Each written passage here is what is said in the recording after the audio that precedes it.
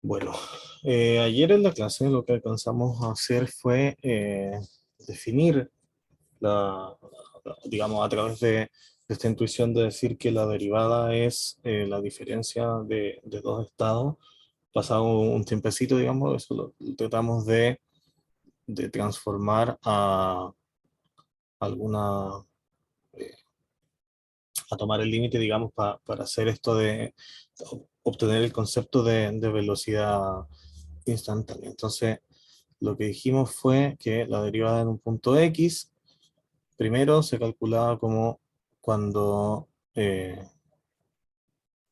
tendía a X0, ¿no es cierto? Y ahí evaluábamos X0 menos f de X.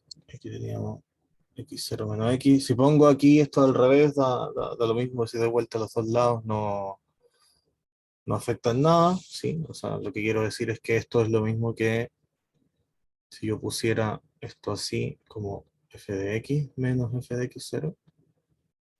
Si doy vuelta aquí el orden arriba y abajo, digamos, no va a pasar nada porque va a aparecer un signo menos arriba y abajo. Y también vimos que era lo mismo que si hacíamos un h tendiendo a cero, ¿ya? Y esta fue la forma en la que se los presenté cuando estaban haciendo el RP ustedes solitos, digamos. Y dado esto, nosotros calculamos una serie de, de resultados, digamos, de funciones. Entonces, lo que tenemos, que yo les recomendé que se lo hicieran, es que hiciéramos una tablita donde saliera la función y su derivada, ¿no es cierto? Entonces, partimos, digamos, haciendo una recta, después vimos la cuadrática y la cúbica, y yo se los generalicé, así que pasemos en verdad a tener la que nos importa, que cualquier número natural que ustedes tengan, x elevado a n, se va a derivar como n por x a la n menos 1, ¿ya? También vimos, que esta es la parte que hicieron ustedes vieron que el coseno, bueno, a ver, vieron primero que el seno de x tiene como derivada el coseno. Vimos que el coseno de x tiene como derivada a menos seno de x, ¿ya? Eh, Después vimos la exponencial, vimos el logaritmo, ¿no es cierto? Entonces vimos que si la función era e elevado a x, la derivada era e elevado a x, no le pasaba nada. Y esto es importante, la base tiene que ser e. Cuando no es e, vamos a ver en la clase de hoy día qué es lo que da. Y lo mismo con el logaritmo tiene que ser logaritmo natural para que su derivada sea 1 dividido en x. ¿Ya? Si no, no es cierto que esa sea la derivada. Entonces, lo que nos quedó pendiente en el fondo es que yo les dije, con estas 5 reglas de derivación y aprendiéndonos un par de cositas más, que va a ser, digamos, el álgebra, esto de sumar, multiplicar, dividir, y la composición va a poder sacar las reglas de derivación de todo lo demás. Entonces, eh, digamos, directamente heredado de las propiedades de límites, directamente de las propiedades de límites, tenemos que, primero, cualquier numerito real, acuérdense que solemos usar esa cosa como constante para multiplicar funciones, cualquier numerito que ustedes pongan, la derivada, esto lo voy a anotar así solo porque es un poco más claro de cuál es la función, pero la derivada de esta función, evaluada en x, va a botar, digamos, la constante hacia afuera, y me va a quedar la derivada de f evaluada en x, ¿ya? Esa notación es la misma que yo hubiese usado, acuérdense que ayer les dije, yo puedo como usar eso, en el fondo que ahí cambió, como si fuera el símbolo de la operación derivada, puedo usar eso, o puedo usar esto, está bueno que nos acostumbremos a usar las dos, Digamos, podría poner que esto lo quiero derivar así. ¿Ya? Es como significan lo mismo. Y lo que estoy diciendo acá es que en el fondo las constantes las podemos ignorar, o sea, no ignorar, sino que tirar para afuera, y esto es lo mismo que hacíamos en los límites, digamos, las constantes salían. De la misma forma también podíamos sumar, entonces, eh, si f y g son derivables en x, entonces la derivada de f más g, o sea, si yo pongo f más g derivado, y, y esto evaluado en x, va a ser sumar las derivadas por separado, ¿ya? Aquí esto está mal escrito en verdad, porque tengo que poner donde lo evalúo, así que esto sería f más g, la función sumada, evaluada en x. Derivada va a ser derivar cada una por separado y después sumarla, ¿ya? Así que eso hereda todo. Como también puedo multiplicar por constantes, quiere decir entonces que puedo restar, puedo sumar dos veces la primera con la segunda, puedo restarle dos veces la primera a la segunda, etcétera. Puedo empezar a hacer todas las combinaciones que se les ocurra, ¿ya? Como les mencioné también, el producto y la división son un poquito más complicados porque yo solo me sé la derivada de una, ¿ya? De una de las dos. Entonces, para el producto, si f y g son derivables en x, lo mismo que arriba, ¿qué es lo que ocurre con el producto? Que si yo quiero sacar la derivada de f por g evaluado en x, esto va a ser el límite, cuando h tiende a 0, de f de x más h por g de x más h menos f de x por g de x, y todo esto dividido en h, ¿ya? Como a mí me interesa poder usar que la derivada en x existe, a mí me interesa tratar de hacer que diga en alguna parte f de x más h menos f de x, y que eso esté multiplicado por alguna otra cosa que no dependa de h. Entonces, yo no podría separar, por ejemplo, el f de x más h y este f de x así solo, porque de partida esos dos términos no tienen un factor en común, porque uno está evaluado en x más h y el otro están evaluados solo en x. Entonces lo que les comenté ayer un poco es que uno ensucia esta cosa y lo que hace es decir que esto lo conservamos, dejamos el f de x más h por g de x más h, y lo que uno hace aparecer es el menos f de x, que es lo que querríamos, y para poder juntarlo con este término de la izquierda, yo lo pongo g de x más h, así, ¿no es cierto? Como no puedo alterar la fracción, se lo sumo, porque aquí lo estaba restando, sumo exactamente lo mismo, ¿sí? Y el otro término, que ya estaba, era f por g, así, y todo esto dividido por h. Entonces, ¿qué es lo que ocurre? Que los primeros términos de la izquierda, estos dos, tienen como factor común el g de x más h, ¿ya? Entonces, si yo factorizo eso, me va a quedar una cosa que sí depende de h, pero que está separada, y me va a quedar el f de x más h. Entonces me va a quedar, lo voy a hacer explícitamente para que lo vean y que no vean que es un invento. Digamos, es una idea así como muy sacada de la manga, es cierto, pero que no les estoy haciendo trampa. Esto va a ser ese límite, entonces vamos a factorizar el g de x más h, lo vamos a tirar aquí afuera, g de x más h. Lo que va a quedar multiplicando va a ser al f de x más h menos f de x. Y todo va a estar dividido por h, pero yo convenientemente lo voy a poner aquí nomás el dividido por h. Sí, esto está multiplicando, es lo mismo que estuviera dividiendo ahí. Y acá aparte estos otros dos términos, voy a separarlos porque vamos a ver que efectivamente estos límites existen, así que los voy a poder separar sin problema. Estos dos términos de la derecha, lo que tienen en común ahora son el f de x. Entonces, a esos dos les voy a separar el f de x. Y van a quedar multiplicándose por g de x más h menos g de x. Y ahí, si se fijan, me va a aparecer esto, que cuando entre el límite va a ser la derivada de g en x. Y este de aquí va a ser la derivada de f en x, cuando entre el límite. En el caso de la derecha, este f de x, como no depende de h, no tiene nada que hacer en el límite, es como si fuera una constante, así que esto podría salir y va a quedar multiplicando.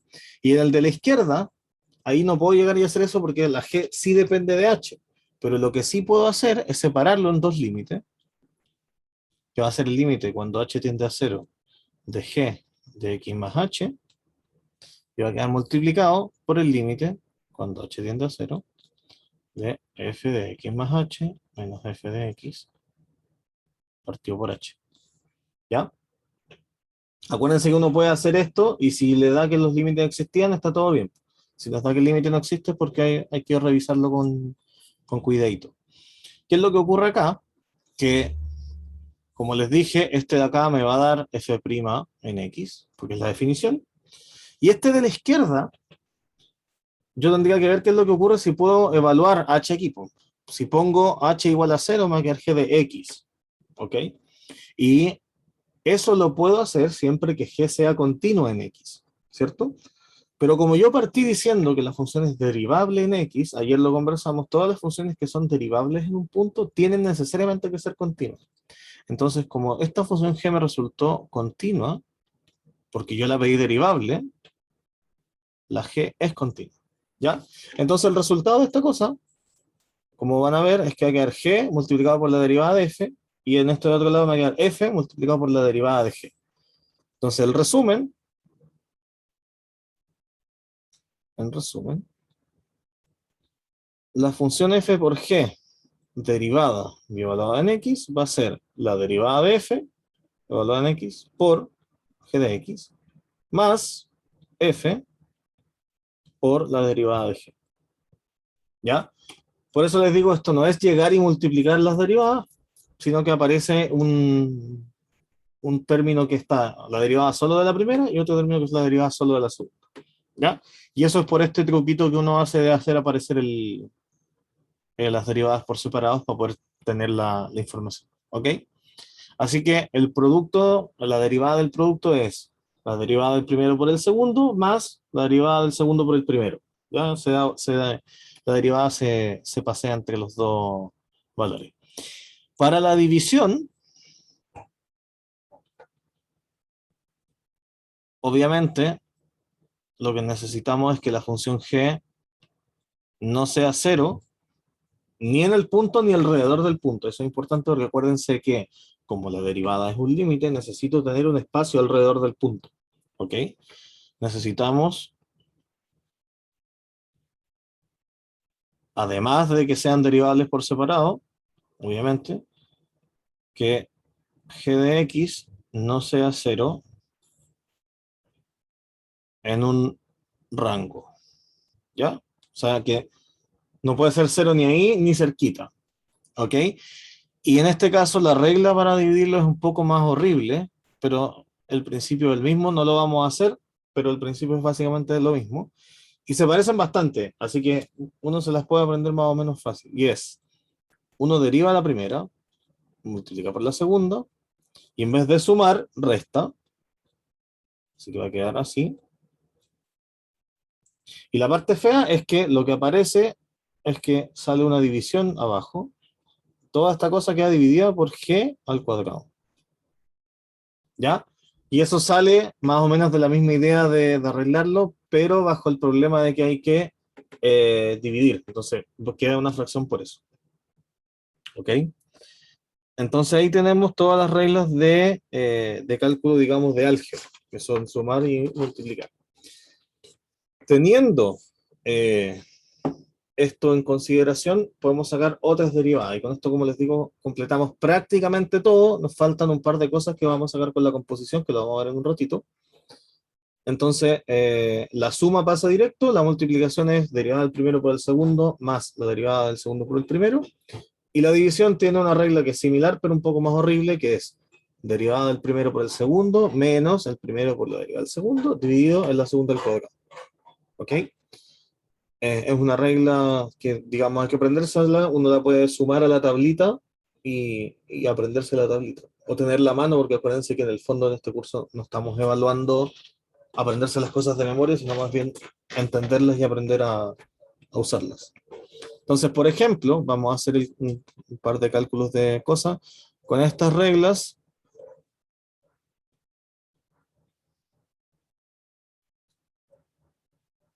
podemos hacer nuevos cálculos. Por ejemplo, lo que tenemos es que si uno quiere, digamos, poner un polinomio, que va a ser este polinomio, p de x igual a, polinomio, acuérdense que tenía esta forma, era constante, más otra constante por x, más a 2, x2, y así hasta a n por xn, ¿no es cierto? Entonces, ¿qué es lo que dice esto? La regla que primero, la suma de las derivadas,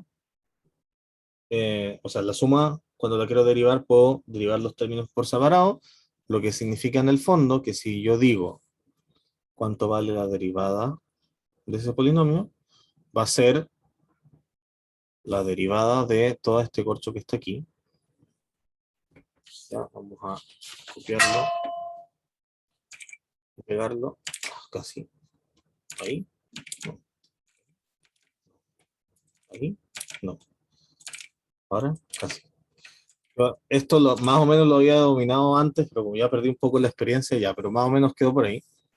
Es todo esto derivado, ¿ya? Entonces, primero esto es una suma, así que en el fondo puedo separar esto como derivar esto más derivar esto más bla, bla, bla, bla, más derivar esto, ¿no es cierto? Esa es la primera cosa, separé la suma. Y después, las constantes salen de la derivada. Entonces, esto va a ser como que tuviera la función 1 derivada, más a1 por la función x derivada, más bla, bla, bla, a n por la función x a la n derivada. ¿Ok? Y aquí está, la derivada de una constante es 0, así que ese término se muere. Después a1, acuérdense que la regla aquí es bajo el exponente, que es 1, y le resto 1 al que está ahí, así que se me queda aquí a la 0, etcétera, etcétera. Y aquí me va a quedar que bajo la n y al exponente le resto 1. ¿Ok? Entonces el primer término desapareció. Esto de aquí dice a1 por x elevado a 0, que es 1 también, así que todo esto me queda a1 solito. Si tuviera la 2, me va a decir 2 veces a2 por x, más bla, bla, bla, bla, más n veces a n por x elevado a n menos 1. ¿Ya? Así que en el fondo, todos los polinomios siguiendo esta regla lo que va a hacer es que cada uno de sus componentes va a bajar un grado. ¿Sí? Todo el x cuadrado va a pasar a ser x, el x al cubo va a pasar a ser x cuadrado, etcétera, y van a ir a multiplicar a la constante que corresponde. ¿Sí? Y esta constante que estaba sola se muere porque las derivadas de las constantes son 0. ¿Ok? Porque no tienen pendiente, tienen que pensar en eso. Una función que vale siempre lo mismo, no tiene inclinación, pues no tiene velocidad porque nunca cambia. Entonces la pendiente es 0, así que la derivada es 0. ¿Ok?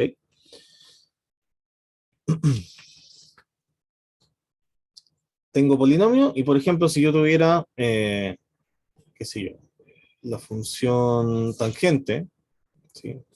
¿Cómo derivo la función tangente? Bueno, la función tangente es una división de dos funciones. La función tangente es seno dividido en coseno, ¿cierto? ¿Cómo Profe, es? ¿Sí? ahí en la donde dice cero más A, ¿qué dice A sub R? No, dice A sub 1, pero esa cosa que parece una R es el puntito del por. Ahí, Ya, ya. Ahí sí. Gracias. sorry. Sí, no te preocupes. Entonces, como decía, la función tangente es seno dividido en coseno.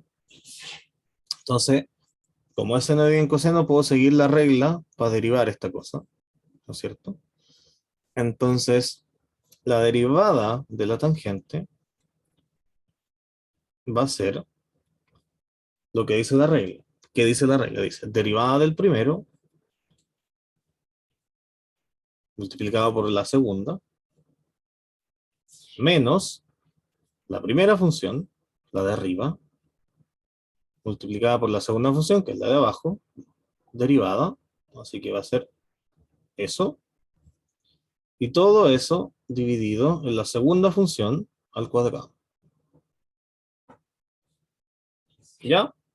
Entonces ahora reemplazamos y hacemos los calculitos. Entonces, la derivada de seno, pueden ir a mirarlo a la tablita que digamos que se pueden hacer. La derivada de seno es coseno, así que esto queda coseno de x. Este coseno de aquí ya estaba, así que queda coseno por coseno. ¿Ok? Menos, este seno queda aquí, y la derivada de coseno es menos seno. Y aquí abajo queda de nuevo coseno cuadrado de x. ¿Ok?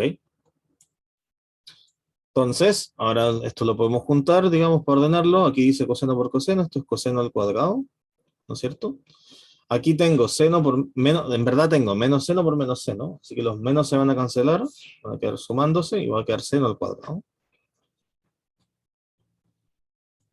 Y aquí abajo va a quedar coseno cuadrado de x. ¿Ya? Coseno cuadrado más seno cuadrado siempre da 1, así que esto me queda un 1 arriba, y aquí queda coseno cuadrado de x. Y 1 dividido en coseno es secante, así que esto en el fondo es la función secante al cuadrado. Ya, así que la derivada de la tangente es secante al cuadrado, o si quieren, 1 dividido en coseno al cuadrado. ¿Ya? Entonces, por ejemplo, la cotangente, que es la tangente pero al revés, coseno dividido en seno, también se saca así, la misma regla, y hace el mismo calculito. ¿Ya? Eh, y por otro lado, cuando ustedes tengan la función logaritmo en base a cualquier otro logaritmo que no sea el logaritmo natural, uno sabe por la regla de cambio de base que esta cuestión es logaritmo de x dividido en logaritmo de a. ¿Ya? Logaritmo de a es la a que está aquí en la base de aquí, así que es una constante. Y como es una constante, cuando lo quiera derivar, lo que va a ocurrir es que va a quedar la constante afuera, ¿no? Entonces, la derivada del logaritmo en base a de x es 1 dividido en el logaritmo de a por la derivada del logaritmo natural. Y la derivada del logaritmo natural es 1 partido por x. Así que esto queda 1 dividido en x por 1 dividido en logaritmo de a. O para que quede más compacto, esto es 1 dividido en x por logaritmo de a. Ya por eso es importante que solo el logaritmo natural es el que su derivada es 1 partido por x. ¿Por qué? Porque los otros logaritmos tienen una constante que está dando vuelta. Y esa constante va a quedar multiplicando la función. ¿Ok? Entonces con eso tenemos las operaciones. Como le digo, la que nos falta es la operación que compone funciones. Pues esto lo hemos, cuando ya pasamos a límites de funciones, lo hemos repetido cada vez. Primero son las operaciones normales, las que uno tiene con numeritos, que son sumar, restar, multiplicar, dividir.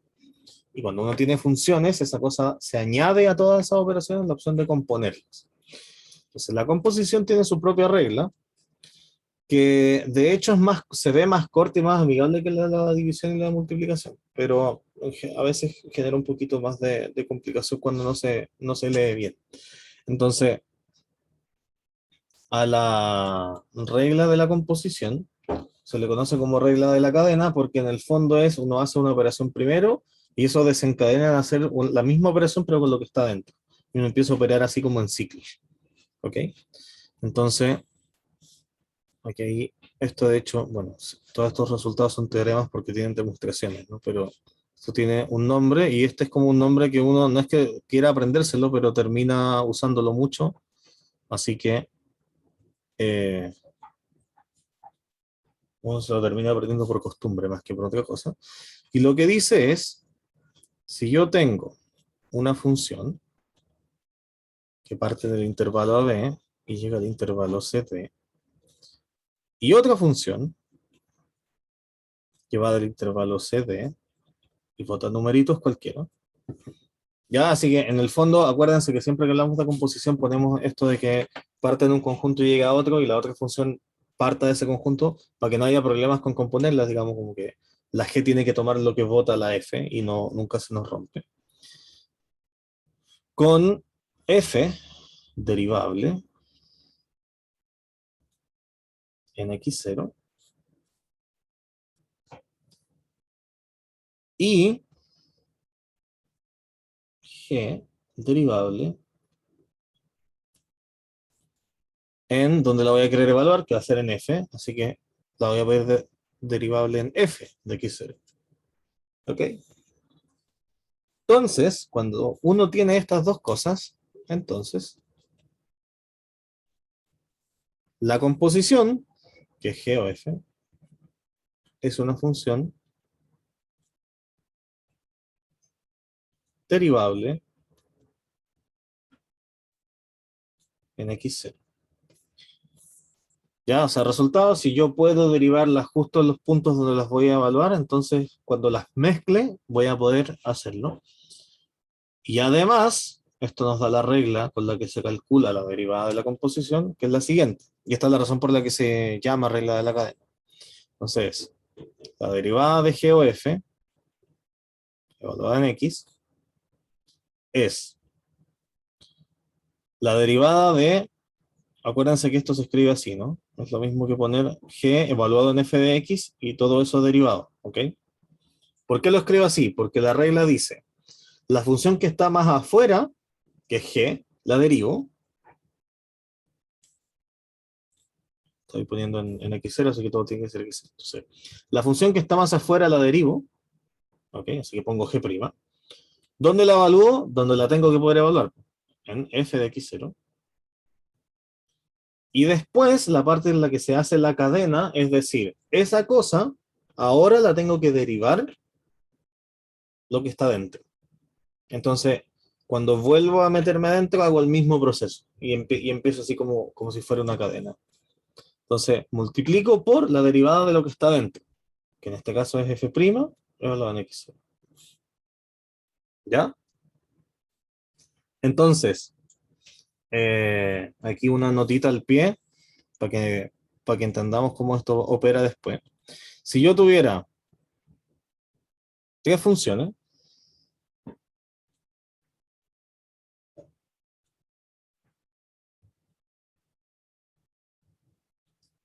F, G y H, y yo dijera, quiero calcular H compuesto con G compuesto con F, y la quiero derivar, ¿ya? Entonces esto, como siempre, sería H evaluado en G, evaluado en F, evaluado en X, ¿ya? Y quiero derivar toda esta cosa. Entonces, ¿dónde está lo de la cadena? Está en lo siguiente. Hago la misma operación. Necesito la derivada de afuera, sería la derivada de H, evaluada en todo lo que está dentro. Todo lo que está dentro sería G de F de X. Ahí. Y después tengo que multiplicar por lo que está dentro, que sería G de F de X, derivado.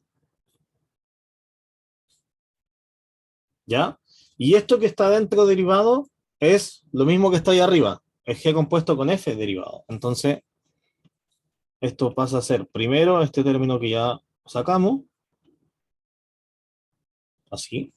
Y después, bueno, aquí hay que hacer una cadena porque tengo una función adentro de la otra. Entonces tengo que poner lo que está afuera, que es G, evaluado lo que está dentro, por la derivada de lo que está dentro. ¿Ya? Y en estricto rigor, si uno quiere incluso ponerse más detallista, cuando uno termina aquí, termina porque si pongo ahora la derivada de lo que está dentro, que es x, la derivada de x con respecto a x es 1, porque es una recta con pendiente 1. ¿Ya? Por eso para ahí, porque llega ahí al 1 y se acabó. ¿Ok? Pero en el fondo eso, y por eso se llama regla de la cadena, porque uno saca lo de afuera, lo evalúa adentro, y después se mete adentro y hace lo mismo. Y si hay varias funciones, se sigue metiendo adentro y se sigue metiendo adentro hasta que termine. ¿Ok? Por eso se llama regla de la cadena. Entonces, para completar nuestra tabla, los ejemplos que uno saca con esto son los siguientes. La función a elevado a x la podemos definir cuando a es positivo, ¿cierto? Entonces, sea a mayor que 0 y hacemos la función a elevado a x. ¿Ya? Si a fuera justo e, ya sé cómo hacerlo, da e a la x. Pero cuando no, lo que hay que recordar es que las exponenciales de cosas que no son el número e se escriben como la exponencial evaluada en el logaritmo natural de lo de dentro. ¿Por qué? Porque acuérdense que la exponencial y el logaritmo natural son funciones inversas. O sea que esto que acabo de escribir en el fondo, como la exponencial y el logaritmo se anulan, no le hacen nada. Por eso me bota de nuevo el a a la x. ¿Y cuál es la gracia de esto? Que aquí el logaritmo natural, cuando tiene exponentes, los logaritmos lo que hacen con los exponentes es tirarlos para adelante, el logaritmo como si fuera una constante multiplicando. Entonces esto me quedaría así. La exponencial de x por el logaritmo de a. Y así como está escrito ahora, se ve explícitamente que tengo una función afuera, que es esta, para respetar los colores de arriba, y aquí adentro tengo otra, entonces voy a escribirlo otra vez porque no quede horrible cambiando los colores. Solo voy a cambiar de colores, ¿vale? Así que no se urge. Tengo la exponencial, y eso está evaluando una función adentro que es x por el logaritmo de a, donde el logaritmo de a es una constante, que es fea, pero es una constante. Es constante porque la a está fija, entonces el logaritmo de una cosa fija está fijo. ¿Ok? Entonces, usando la regla de la cadena,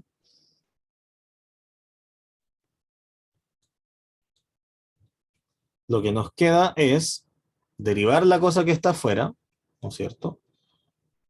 Cuando derivamos la cosa que está afuera, tenemos una función exponencial.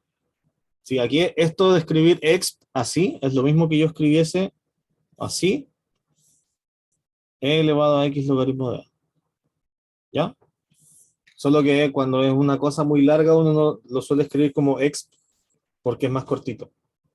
O sea, no es que es más corto, de hecho es más largo, pero es más cómodo ponerlo en una sola línea para el lado que ponerlo arriba como un exponente. ¿Ok? Entonces, lo que ya sabíamos es que la derivada de la función exponencial es la función exponencial, así que la derivada de la exponencial es la misma, no le hacemos nada. ¿Ok? Y la evaluamos en lo que está dentro. ¿Ok? Entonces, cuando hacemos ese primer paso, lo que nos queda es la exponencial, que es la derivada de la exponencial, evaluada lo que está dentro, y la multiplicamos por la derivada de lo que está dentro, que es x por logaritmo de a. Y eso derivado. Entonces, siguiente paso, vuelvo a escribir esto no le hago nada, x logaritmo de a. Y ahora derivo acá. Como les dije, el logaritmo de a es una constante, así que sale de la derivada. Y, ¿me escuchan bien? Porque me salió el mensajito de que la conexión es inestable. Sí se escucha bien. Ya, ok. Fue un pequeño bajón probablemente. ¿Se cortó un ratito? Ya, pero un ratito de dónde, Héctor, como para repetirlo desde ahí. Como hace 7 Media. segundos. Ah, ya, como que un poquito antes de preguntarlo. Ya, lo que les decía es que si usamos la cadena, es que me queda la derivada de la Profe, ya se está exponencial pegando ya. que es la... Ya se está cortando. Sí, sí, lo escucho cortado, ustedes de hecho también. Hola, hola, hola, hola. ¿Me escuchan o no me escuchan? Sí se escucha, profe, en este instante sí. No puede ser. Voy a hacer la próxima, o sea, el próximo rato de clases diciendo me escuchan, me escuchan, me escuchan, me escuchan, y eso sí se va a escuchar y cuando les explique cosas se va a pegar. Ya, a ver, recemos porque sigamos bien. Como decía, El profe, dime. no, que creo que me dijo el profe Juan Pablo Ujú. que en Santiago creo que hubo una caída de BTR. Sí, ¿Habrá sido eso? puede ser, no, porque coincidiría, porque yo acá tengo BTR. Sí, sí, de hecho hace un par de días estuvo como la mitad del día sin internet. Pero bueno, pujemos. Si sigue pasando muy seguido, ahí vemos que son. Me avisan. Entonces, voy de nuevo. Si usamos la regla de la cadena, lo que nos queda es la derivada de lo de afuera, que es la función exponencial. La función exponencial vimos ayer que su derivada era ella misma. ¿Ya? Entonces ponemos de nuevo la función exponencial. ¿Y dónde evaluamos esa función exponencial? Es lo que está dentro. Lo que está dentro es lo que está en color celeste, x por logaritmo de a, así que nos queda este primer término de acá, este, que es la exponencial, evaluarlo de adentro. El segundo término es esto que está en celeste, como les digo, x logaritmo de a, derivado, el logaritmo de a. Como a era una constante, logaritmo de a también es una constante, lo tiramos para afuera y nos queda la derivada de x. ¿Y qué es lo que dijimos? Que la derivada de x era 1, porque en el fondo dice x elevado a 1, bajamos el 1 a multiplicar y nos queda x elevado a 1 menos 1, que es 0, y x elevado a 0 es 1 también. Entonces, la derivada de x por una constante es la constante. Así que esta derivada de aquí va a ser logaritmo de a. ¿Vale? Entonces, si reescribo esto para que no quede tan horrible, recordemos que lo que está en morado es la misma función x. Es a elevado a x, pero escrito de manera conveniente para poder derivarla. Así que esto en el fondo es a elevado a x, y aquí nos queda el logaritmo natural de a. Así que cuando tengo la función a elevado a x, la derivada es a elevado a x, pero por una constante. Y de hecho, si lo revisan ahora y ponen que a sea e, el número de Euler, lo que les va a quedar es que va a votar la exponencial, va a quedar e elevado a x y multiplicado por logaritmo de e. Y el logaritmo natural de e es 1. Así que les va a quedar multiplicado por 1 y va a volver a mantenerse la regla de que la derivada, cuando la base es la exponencial, la derivada es la exponencial sin ninguna basura. ¿Ya? Y si lo comparan con el logaritmo, fíjense que en el fondo es la exponencial cuando la derivé en otra base que no sea la base e, me botó la misma función, que sería como la misma derivada original, multiplicada por el logaritmo. Y en el caso del logaritmo me botó la misma derivada del logaritmo natural, que es 1 partido por x, pero dividida por el logaritmo de a, que es la constante, está como que modula. ¿Y eso por qué? Es porque en el fondo todas las funciones exponenciales son la misma función, pero que están como estiradas o contraídas dependiendo de qué tan grande es la base. ¿Ya?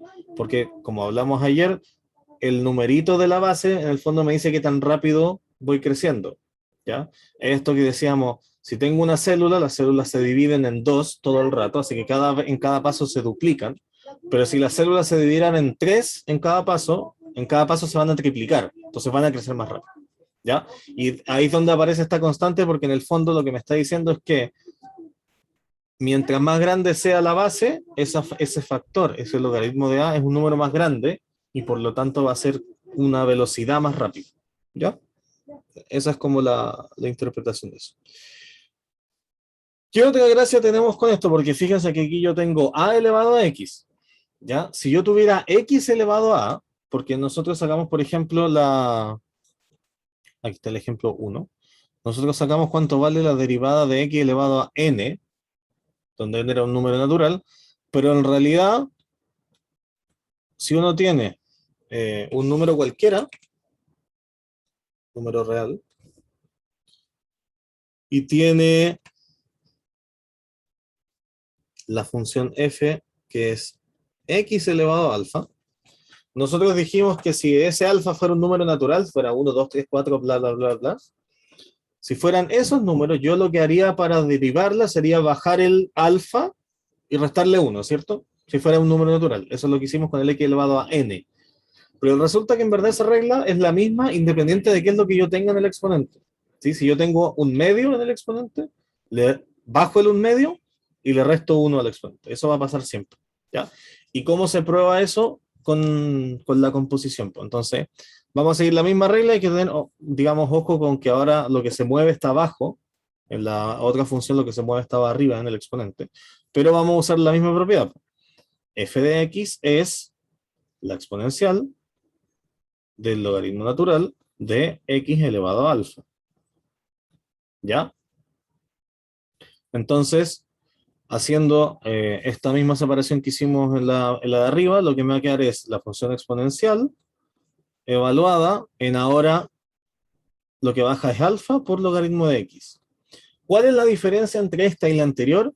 Que ahora la constante es la que está fuera del logaritmo. Entonces, lo que es mi función aquí adentro es logaritmo de x y allá arriba la función era x. La constante arriba era logaritmo de a, aquí la constante es alfa absoluto. ¿Ok?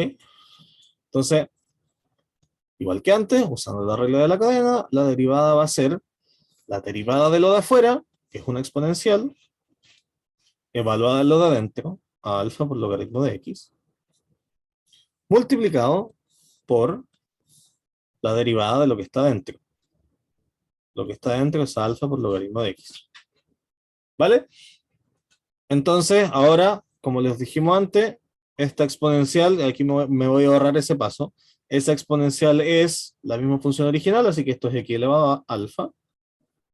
¿Ok?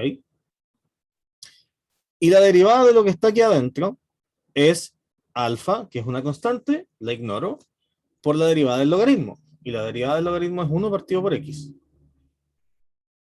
¿Ok? Entonces, ¿en qué se me transformó esta cuestión?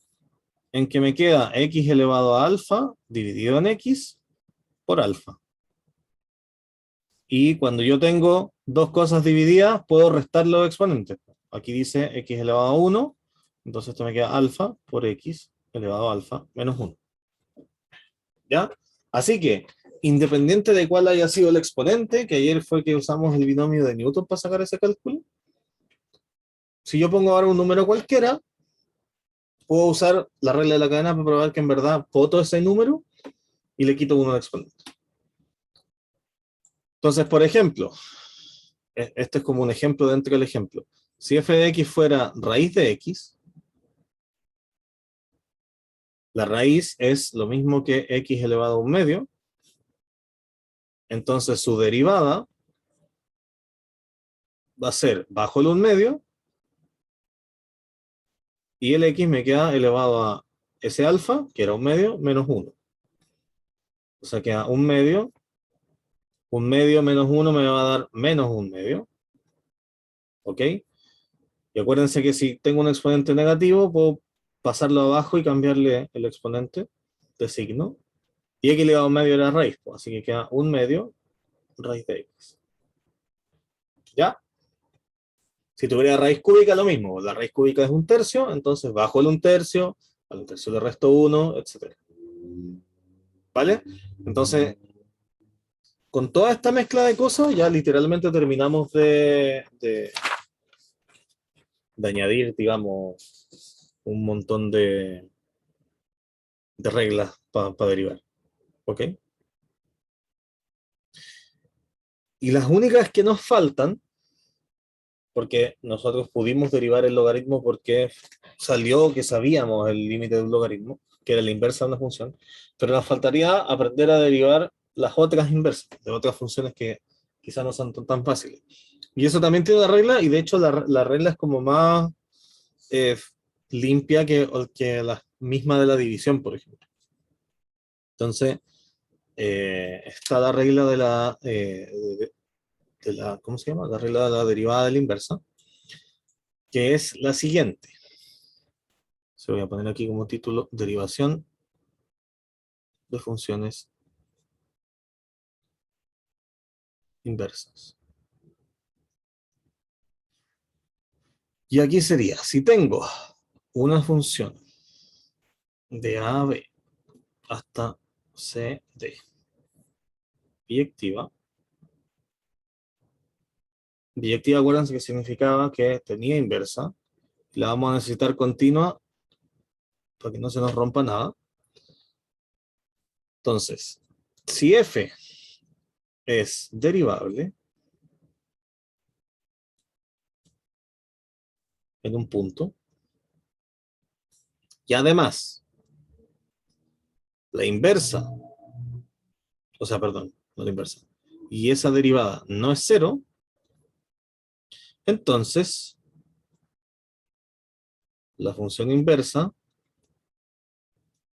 parece que la función inversa le poníamos f a la menos 1, y esto, los conjuntos son al revés, así que pártense de y terminen a b, también es derivable.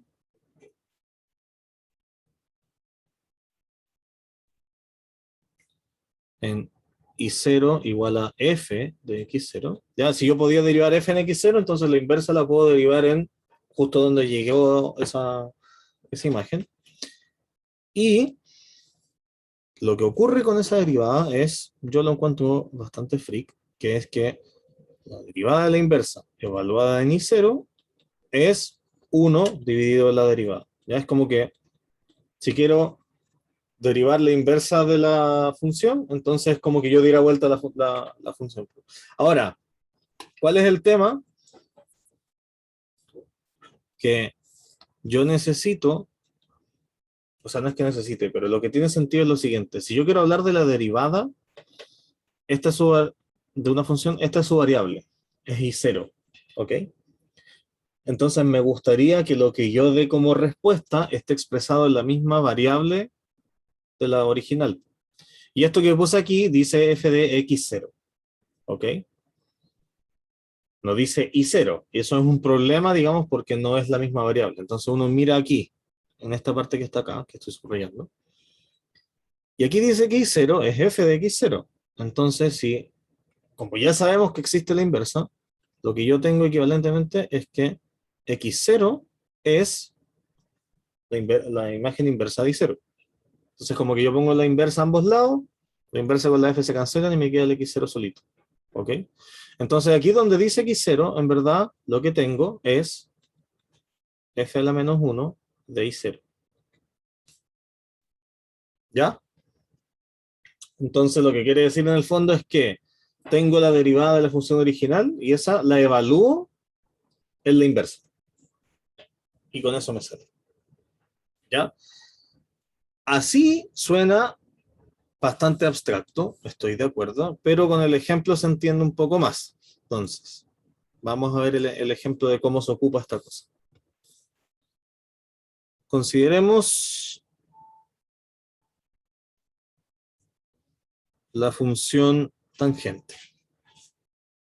La función tangente, donde me sirva, para que me quede continua, necesito evitar estos saltos, porque igual sé que como la tangente es seno dividido en coseno, el coseno en algún punto me va a dar 0, así que voy a dividir por 0, la tangente tiene puntos donde no hay dominio, ¿ya? Entonces, tengo la función tangente. Si yo quiero derivar su inversa, la inversa de la tangente se llama arco tangente. Si yo quiero derivar la función arco tangente usando este diagrama que está arriba, necesito que la función original, la f, que en este caso es la tangente, sea biyectiva y continua. La tangente en ese espacio que está ahí, la tangente es una cuestión así. Hace esto así y ahí. Y donde se pega estos saltos, que es donde el coseno quiere valer 0, es justo en pi medio. Y después esto se repite. Hace ese dibujo y ese dibujo. ¿Ya?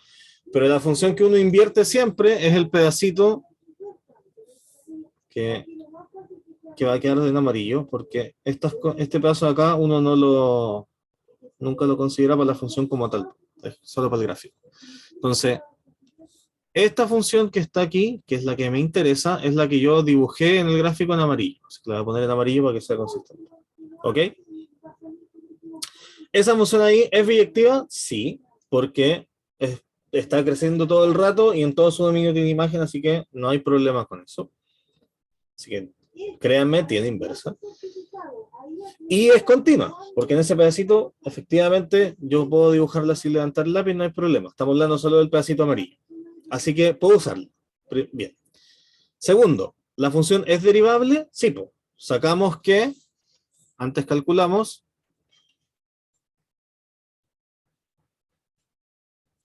que la derivada de la tangente era secante al cuadrado. Así que sí, es derivable. De hecho, es derivable en todo el dominio, así que la voy a poder derivar siempre. ¿Ok? Así que tengo función biyectiva continua, sí. La función es derivable en un punto, sí. Y además secante al cuadrado es 1 dividido en coseno al cuadrado, así que de hecho, esto es siempre mayor que 0. Así que esto de que f' en x0 no es 0, se va a cumplir. Entonces tengo todas las hipótesis de lo que dice arriba, así que yo puedo sacar cuánto vale la derivada de su función inversa. Entonces, la función inversa se llama arcotangente. Así. Y se abrevia arctan. ¿Ya? Ese es el tangente a la menos 1. Normalmente en estas cosas no les pone nombre, así que no le anda poniendo a la menos 1. ¿Y qué ocurre con esta cuestión? Pues que si yo la quiero derivar usando la regla que dice aquí, la inversa, el f a la menos 1, derivado y evaluado en I0 es 1, estoy siguiendo la regla que está aquí arriba, 1 dividido en la derivada de la tangente evaluada en x0, respetando la regla de que I0 sería f de x0, que en este caso sería tangente de x0, ¿ya? Y del mismo modo, x0 sería arco tangente de I0, ¿vale? Hay que tener en mente esas dos relaciones para esto que está aquí. Entonces, como les dije, la derivada de tangente la sacamos, esto va a ser 1 dividido en la secante al cuadrado de x0. Y acuérdense que la secante al cuadrado era lo mismo que 1 dividido en coseno, así que si yo tengo 1 dividido en coseno y tengo que darlo vuelta porque aquí dice 1 dividido en coseno, esto va a ser coseno al cuadrado. ¿Ya? Esa es una forma de verlo, de x0. Y la otra forma de verlo, que es la que se ocupa siempre, es la siguiente. Yo necesito, o lo que queremos para sacar esta cosa, como dijimos arriba, es que quede evaluado en I0, porque aquí dice I0. A mí me gustaría que la respuesta de esta derivada esté en la misma variable de la original. Ya, porque si no voy a tener que evaluarlo, porque si yo ahora me devuelvo y digo, esto es 1 dividido en secante al cuadrado de, ¿qué es lo que era x0? Arcotangente de I0. Así, es una horrible derivada. ¿Ya? Entonces, ¿qué es lo que uno trata de hacer? Es decir, si x0 es arcotangente, me gustaría tratar de hacer aparecer una tangente aquí. ¿Por qué? Porque cuando yo evalúe tangente en arcotangente se van a cancelar y me va a quedar la variable solita. ¿Ya? Entonces, uno va y trata de obtener aquí de que la secante al cuadrado de x tiene una regla que dice que es 1 más la tangente al cuadrado de x. ¿Ya? Y esto viene de todas las identidades trigonométricas que vienen aquí. Como el seno al cuadrado más el coseno al cuadrado es 1, si yo quiero armar una tangente, divido todo por coseno al cuadrado, entonces va a quedar, primer término, seno al cuadrado dividido en coseno al cuadrado, va a quedar tangente al cuadrado. Coseno al cuadrado más dividido en coseno al cuadrado va a quedar 1, y este lado va a quedar 1 dividido en coseno al cuadrado, que es secante al cuadrado. ¿Ya? De ahí viene esta cosa que está acá. Casi siempre son arreglarlas de forma media rara. Entonces, vamos para acá. La derivada del arco tangente, evaluada en I0, va a ser 1 dividido en secante cuadrado, y en vez de escribir secante al cuadrado, voy a escribir 1 más tangente al cuadrado de x0. ¿Ok? Y vamos aquí a la relación, esta que está en la primera. cuando yo lea tangente de x0, lo puedo cambiar por y0. Entonces aquí va a decir 1 más y0 al cuadrado. Y esa forma de ahí es muchísimo más limpia que la que está ahí arriba. Entonces esta es la que se ocupa como la derivada del arco tangente. ¿Y cuál es la gracia de escribirla así? Que ahora como aquí dice y0, uno siempre puede cambiarle la letra, digamos, porque las letras son mudas, no tienen nada que ver aquí cuál sea el nombre de la variable. Así que uno pone que el arco tangente de x, su derivada es 1 dividido en 1 más x al cuadrado. Y esa es la que uno ocupa como regla, digamos, esta es la que uno añade a la tabla de derivadas. Y entonces el proceso es ese, uno si se sabe la derivada de la función original, uno hace la división para sacarla de la inversa, y después trata de devolverse a la misma variable, que sería el i0, para poder dejarlo bien. Entonces, por ejemplo, para reforzar la idea, si yo tengo la función coseno, si queremos derivar la inversa de la función coseno, para poder invertir la función coseno tengo que estar entre 0 y pi, ¿ya?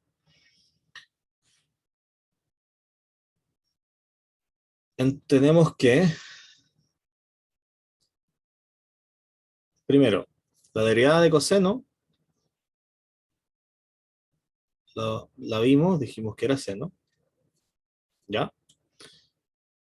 La función coseno es una función continua, lo dijimos, es una función invertible, así que cumplimos con todo otra vez. Y lo que me interesa es que la derivada del coseno no sea cero. Entonces hay que preguntarse, la función seno, ¿cómo es entre 0 y pi? Que es donde me interesa. Entre 0 y pi, la función seno es así. Es positiva y solo vale 0 aquí y aquí, pero como yo tengo aquí y aquí abierto, no estoy tomando ni el 0 ni pi, así que esto de aquí es distinto de 0 en 0 pi, no hay problema. De nuevo, entonces tengo todas las hipótesis del teorema anterior. Así que la función inversa del coseno se llama arco coseno. ¿Sí? A las funciones trigonométricas inversas siempre se les dice arco y la original, ¿ya? Entonces, de nuevo, esto va a ser 1 dividido en la derivada de la original, que es seno. Mala idea que lo ponga aquí, porque la idea es mantener, mientras tanto, la letra para que no nos confundamos. Esto va a ser seno de x0. ¿Ya? Y aquí yo les mentí y nadie me dijo nada. La derivada de coseno es menos seno. ¿Ya? Ahí sí. Entonces, lo mismo que antes. No quiero que diga seno de x0. Y tampoco me gustaría que dijera seno de arco coseno de y. Eso es horrible. ¿Ya? Entonces eso, no. ¿Qué es lo que hacemos ahora? Me gustaría que, de alguna forma en la que yo me sé el seno, pueda hacer aparecer el coseno. Entonces, de nuevo, si yo sé que seno al cuadrado de x más coseno al cuadrado de x es 1, puedo despejar el seno. Entonces me queda seno cuadrado de x igual a 1 menos coseno cuadrado de x. ¿Ok? Y puedo sacarle la raíz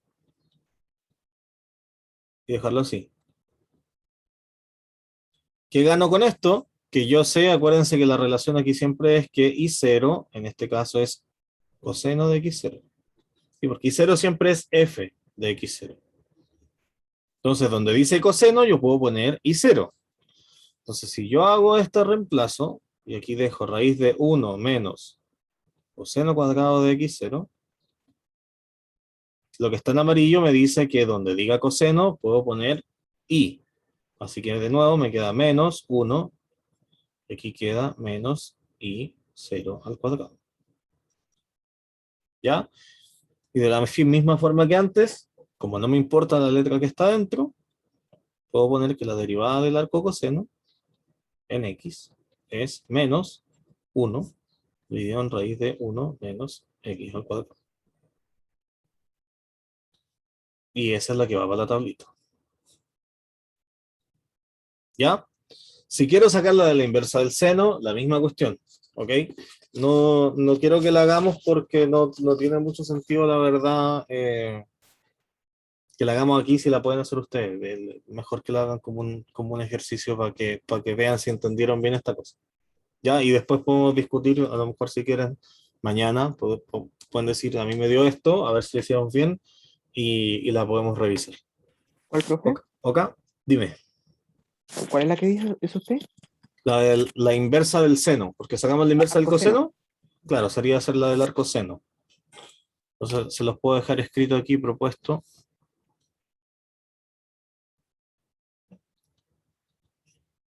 Calcular la derivada del arco seno.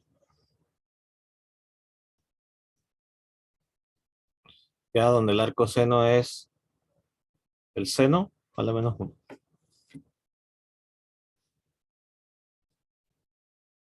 Inversa del seno. El seno también se invierte entre, espérate, el seno se invierte entre menos pi medios y pi medios. ¿Ya? Considerando entonces la función seno así. Menos pi medios a pi medios. Que es donde da invertible. ¿Ok? Ya, y como yo sé que ha sido un montón de matraca la que está en estos momentos, la parte de crecimiento y análisis la vamos a ver mañana, ¿ya? Así que vamos a dejar esta clase hasta aquí y mañana seguimos con la parte de crecimiento y el resto de cosas. Y probablemente nos va a quedar un cachito para vuelta del receso de la materia que tenía pensado ver estos 3 días, pero prefiero que sea así, ¿ok? Así que si no tienen dudas, podemos dar por terminada la clase. Yo, profe, que esté bien. Ya, pues, nos vemos entonces. Cuídense, chiquillos. Que les vaya bonito.